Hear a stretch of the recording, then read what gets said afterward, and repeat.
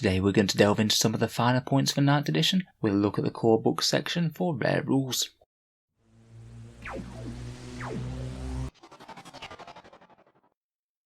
Hello and welcome back to Auspex Tactics, the strategy focused 40k channel where we're all about getting the most out of our miniatures on the tabletop. In this video we'll cover the section on rare rules, basically the section that Games Workshop has in the back of the core book for resolving some slightly more unlikely scenarios that tend to affect certain units, powers, stratagems and abilities and how they might interact. I think it is kind of important to be aware that these things exist, as they can actually have quite big impacts on the phases that you play through a game. Though I appreciate it that they probably didn't want to take too much page space in the main section of the book, seeing as they won't be used quite as often, and perhaps reflect more of the things that were FAQ'd in 8th edition for interaction of certain rules. In the video we'll just go through each one in order quite quickly, and just talk a little bit about some of the in-game implications. The first few rare rules in the section all pertain to terrain, and are basically just trying to marry up 9th edition's terrain system with the rules that are already written on certain datasheets and abilities. As far as I can tell, I think that they FAQ'd most of these at least, such as say certain abilities that say you receive the benefit of cover if you're greater than 12 inches away. That one functions pretty much as before, and it basically means that it gives you light cover, so +1 to your save as normal. They now clarify as well that a unit can also be said to be receiving the benefits of cover if it's not actually in a terrain feature, which wasn't the case in 8th.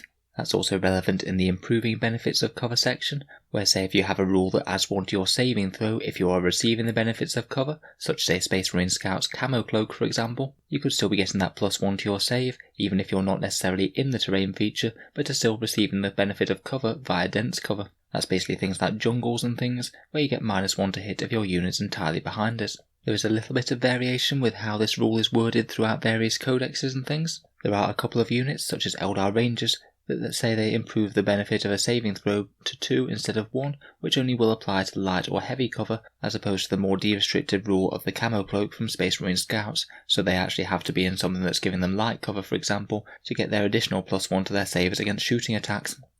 Finally, they clear up a couple of things about ignoring benefits of cover, which some units, armies and weapons can do. Basically it depends on how the exact rule is worded in question. If it says that the model doesn't receive the benefits of cover to its saving throw, then it means exactly that, and it would just ignore light or heavy cover, but not any other sorts of terrain.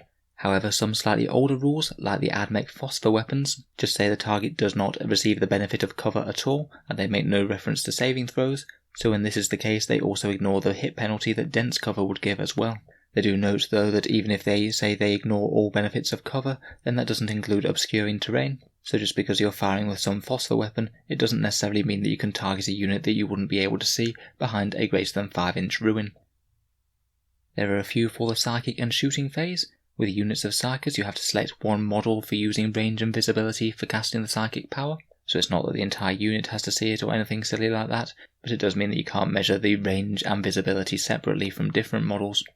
They've clarified shooting again type rules, where some units are able to fire their weapon twice, often with a stratagem such as Orc Bad Moons being able to fire twice with an infantry unit via their showing off stratagem. Basically they clarify that you just resolve the entire first shooting attack before moving on to the second, and you can declare different targets with the second shooting attack if you'd like to. I believe that this also works with units that have it on their datasheet, things like Space Marine Aggressors.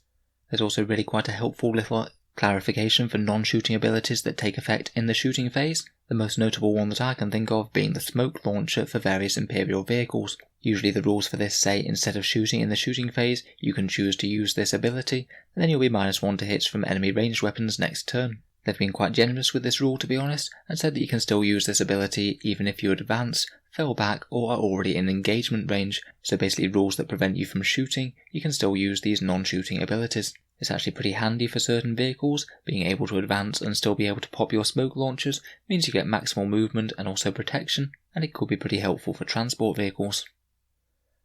Moving on to the fight phase, they discuss about fight first and fight last abilities.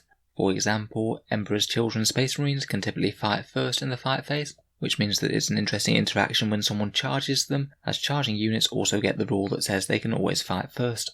When both units either have a fight first or fight last ability, you basically alternate starting with the player whose turn it is.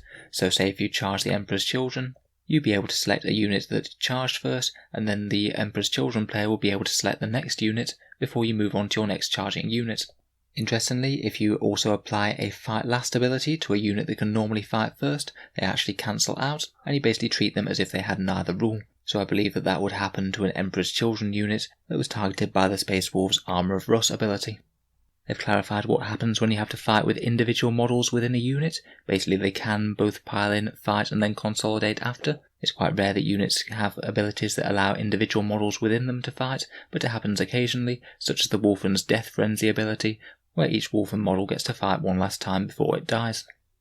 There's a fair bit of clarification around the fight again or fight as if it were the fight phase abilities, things like the Space Marines Honour the Chapter stratagem that allow you to fight again at the end of the fight phase with a unit that's already fought. They clarify that you can only use these abilities if it is eligible to fight, so if it's not in engagement range or hasn't made a charge, then you're still not going to be able to fight with that unit, even if you activate a stratagem like this. It means that you can't just activate that stratagem to fight again if you weren't even in combat and then pile into the enemy like that. When you are fighting again, you do pile in, attack and consolidate again, which does allow you to gain a fair bit of extra movement.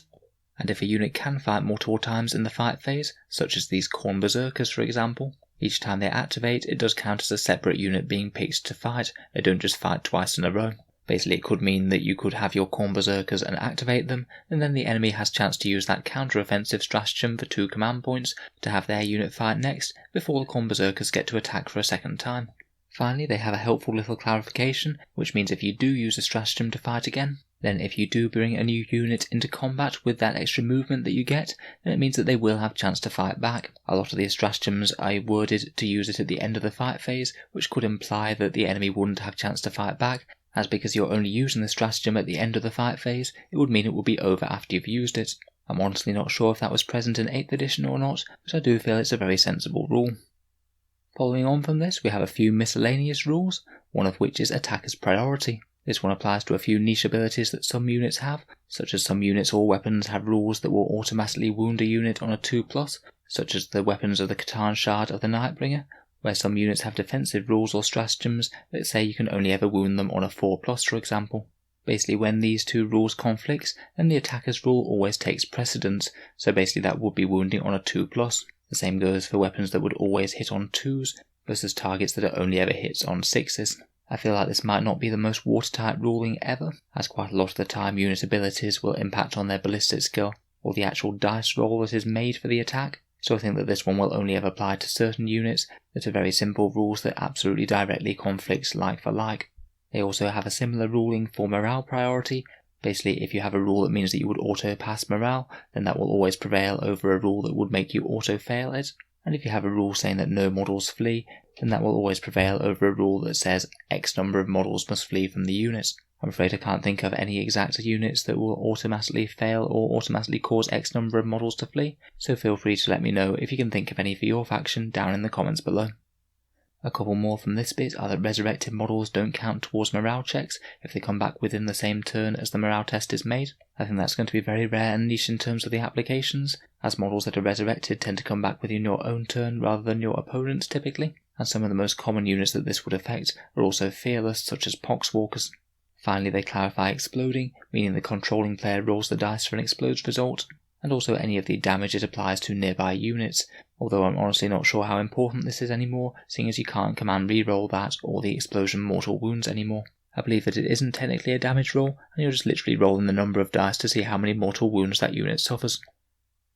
Finally, the last few clarifications pertain to reinforcements and units being repositioned with stratagems and things. I believe that it is mentioned elsewhere, but basically reinforcements count as having moved their maximum move characteristic when they come onto the board, and this one can be pretty relevant for units such as Imperial Guard Leman Russes, which could potentially get double the amount of shots from grinding advance if they moved half of their move characteristic, and once they are set up on the board they can't move or advance again for any reason, so an Imperial Guard squad couldn't turn up from the flanks and then get moved to go a bit faster towards the enemy, and same for Eldar units turning up and then using Quicken to move again.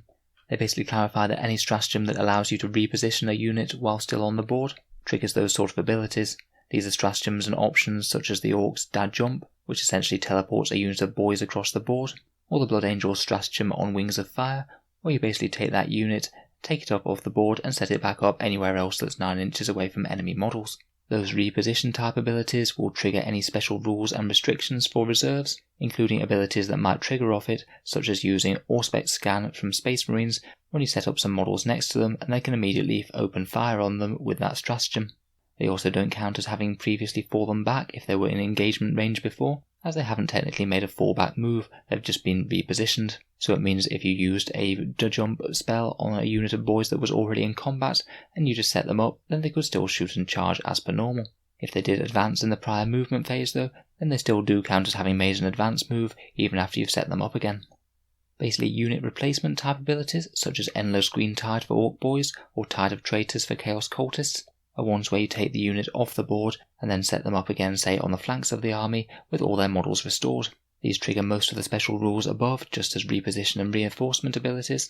Except for these guys, they don't count as getting any benefit from buffs for psychic powers or stratagems that were cast or used on the unit before you use this ability to set them up again. They're not affected by any previous casualties in the same turn in terms of morale, and they don't count as having advanced if the original unit had done so. In terms of how they function on the battlefield, they're pretty much an entirely new unit that's come on from reserve. So I hope that little trip through the rare rules section has helped a little bit. I know these sort of things don't really come up all that often, but I think it's quite useful to have the answers there, just for when you do run into some sort of weirdness in game, so at least you know where to look it up. If I have made any mistakes or errors with the video, then please let me know down in the comments below. I know it's always a possibility when reviewing a lot of special rules like this, and I look forward to hearing any other comments or ideas on the rules down below. If you've enjoyed the video, then feel free to subscribe to Auspex Tactics, where we'll certainly be keeping the 40k content coming as 9th edition unfolds.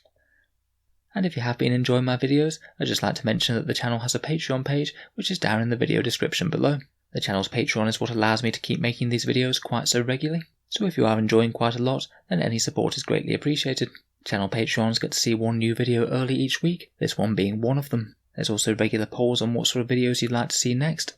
And all Patrons are entered into the channel's monthly prize giveaway with chance to win some big kits. If any of that sounds good to you, or you'd just like to help support the channel, then the link is down in the video description below. In any case, a massive thank you for listening, and I'll hope to see you guys next time.